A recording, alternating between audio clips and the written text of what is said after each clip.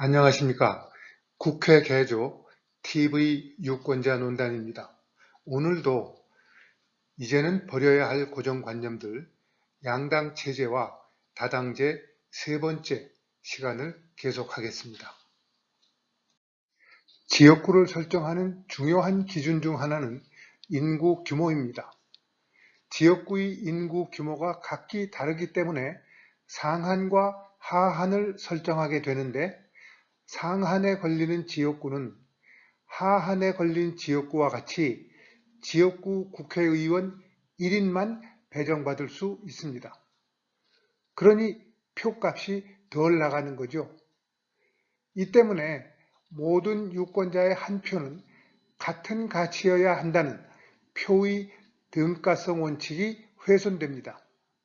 이것은 평등의 원칙이 훼손된 것이고, 따라서 비민주적이죠.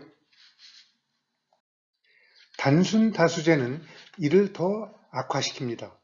한 표라도 더 얻은 사람이 선출되면 한 표가 모자라는 나머지 표는 모두 죽은 표, 4표가 되기 때문이죠.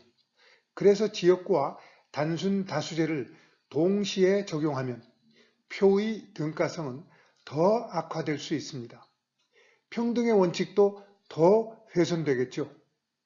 선거라는 민주적 얼굴이 불평등이라는 비민주적 결과로 바뀌는 겁니다. 지역구를 설정하다 보면 인구 규모가 작은 시나 군을 합쳐서 하나의 지역구로 설정할 수밖에 없는 경우도 생깁니다. 이때 유력자가 당선하기 좋도록 조작하는 게리맨더링이 초래되기도 하지요. 한 문제가 또 다른 문제로 이어지는 것인데, 합친 시나 군 중 유권자 수가 적은 곳은 국회의원을 배출하기가 어려워집니다. 이것 또한 표의 등가성을 훼손하는 것이고, 이 경우는 더 나아가 지역구 주민들 사이에 정치적 갈등까지 유발할 수 있습니다. 자, 이제까지 말씀드린 소선거구제의 문제점을 다시 한번 정리해 보죠.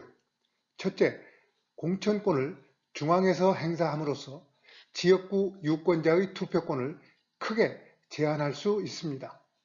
중앙의 당 권력자가 지역 유권자의 선호를 무시하고 공천하더라도 받아들일 수밖에 없기 때문입니다. 그나마 대부분은 지역구 토박이가 아니라 서울에서 성공한 출향인을 무늬만 지역 후보로 공천합니다. 그렇더라도 반대당 후보를 찍을 수는 없습니다. 스스로 지역주의의 볼모가 되어 옷벗은 임금님으로 전락하는 것이죠. 바로 우리들의 모습입니다. 이로써 정당은 중앙 집권화하고 지방정부는 중앙에 예속됩니다. 그러니 지역구 국회의원일지라도 중앙의 의사에 반해 지역의 이익을 주장하기 어렵습니다. 다시 말씀드리자면 대변 기능의 상당 부분을 잃어버린 지역구 제도요, 이를 위한 소선거구 제도입니다. 남아있는 대변 기능이란 지역구 예산을 확보하기 위한 쪽지 예산인데요.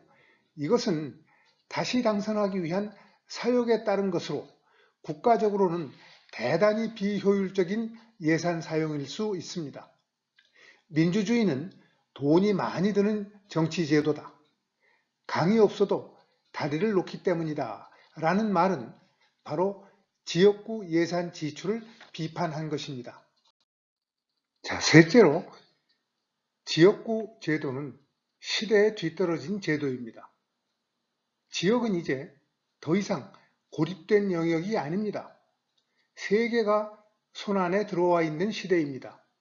따라서 지역 정보를 생산하여 중앙으로 유통하는 비용이 비싸기 때문에 중앙에 대표를 파견해야 한다는 논리가 더 이상 성립하기 어렵습니다.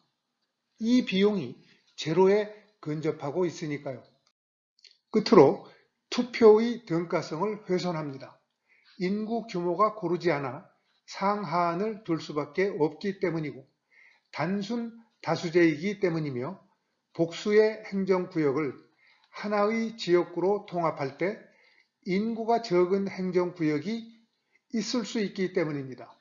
불평등, 비효율, 대표성 제한 등 민주의 얼굴을 한 비민주적 결과가 초래되는 소선거구 제도를 더 이상 유지해야 할 이유는 없을 것 같습니다.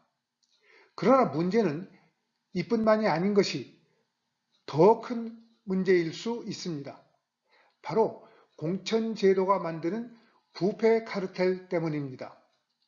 다음 주에 계속하겠습니다. 안녕히 계십시오.